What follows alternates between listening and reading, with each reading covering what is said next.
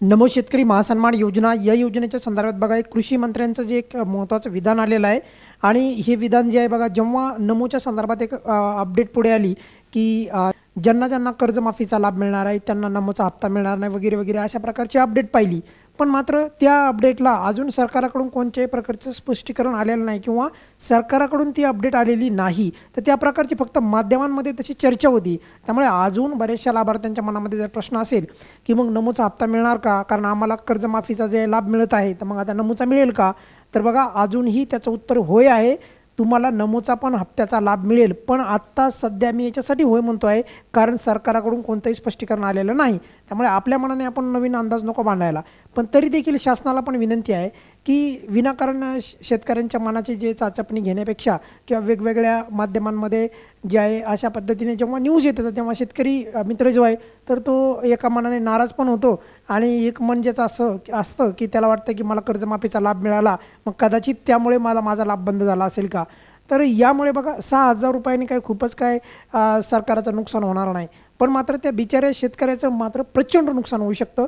त्या 6,000 रुपयाचा त्या 2,000 रुपयासाठी शेतकरी इतका वाट पाहत असतो की कधी आमच्या अकाउंटला 2,000 रुपये जमा होतील.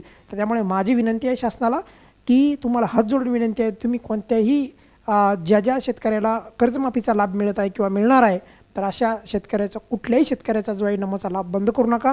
कारण की यामुळे शेतकरी वर्गांमध्ये निगेटिव्ह प्रतिक्रिया येत आहेत. त्यांना ते निर्णय जो आहे आवडणार नाही. त्यामुळे तसा निर्णय घेऊ नका.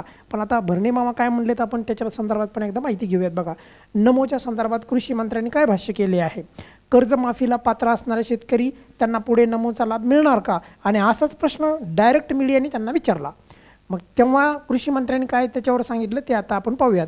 खरं तर तुम्ही असं म्हणाल की काय सांगितलं त्यांनी, तर या संदर्भात जेव्हा त्यांना विचारलं की कृषी मंत्र्यांना विचारलं काय विचारलं त्यांना की कर्जमाफीला पात्र असणारे शेतकऱ्यांना पुढे नमोचा लाभ मिळणार का, अशा प्रकारचा त्यांना प्रश्न विचारला.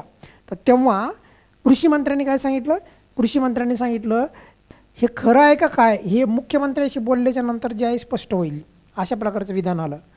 आणि मुख्यमंत्री साहेबांना पण विनंती आहे की नमोचा जो लाभ आहे ज्या लाभार्थ्यांना मिळत आहे मग कर्जमाफी झालेला शेतकरी असो का कोणी पण शेतकरी असो जो पात्र शेतकरी आहे तर त्या शेतकऱ्याचा लाभ बंद करू नका, ही मुख्यमंत्र्यांना पण विनंती आहे. आता त्यांनी असं विधान केलं की मुख्यमंत्र्यांशी बोलण्याच्या नंतर जे आहे आम्ही याच्यावर स्पष्टीकरण येईल वगैरे वगैरे. पण त्यांनी स्पष्ट बोलण्यावर नकार दिला बरं का की नमोचा जो हप्ता आहे तर तो खरंच ज्यांना ज्यांना कर्ज मिळणार आहे कर्जमाफीचा लाभ मिळणार आहे तर त्यांना जे आहे हप्ता मिळणार का नाही यावर त्यांनी बोलण्याला स्पष्टपणे जवळपास टाळलेलंच आहे असं म्हटलं तरी काही हरकत नाही. पण मात्र त्यांनी मुख्यमंत्र्यांशी संवाद केल्याच्या नंतर त्यावर स्पष्टीकरण येईल वगैरे वगैरे असं त्यांच्याद्वारे ते पुढे बाजू मांडण्यात आली. पण एकंदरीत सर्व परिस्थितीचा विचार करून नमोचा हप्ता कोणत्याही शेतकऱ्याचा थांबला नाही पाहिजे आणि शेतकऱ्याच्या मनाची चाचपणी पण झाली नाही पाहिजे या मताचा मी आहे. आणि नक्कीच प्रत्येक शेतकरी आहे त्यामुळे सरकारने एकाही शेतकऱ्याचा एक हप्ताही थांबू नये. 1 वर्ष तर वेगळी गोष्ट आहे.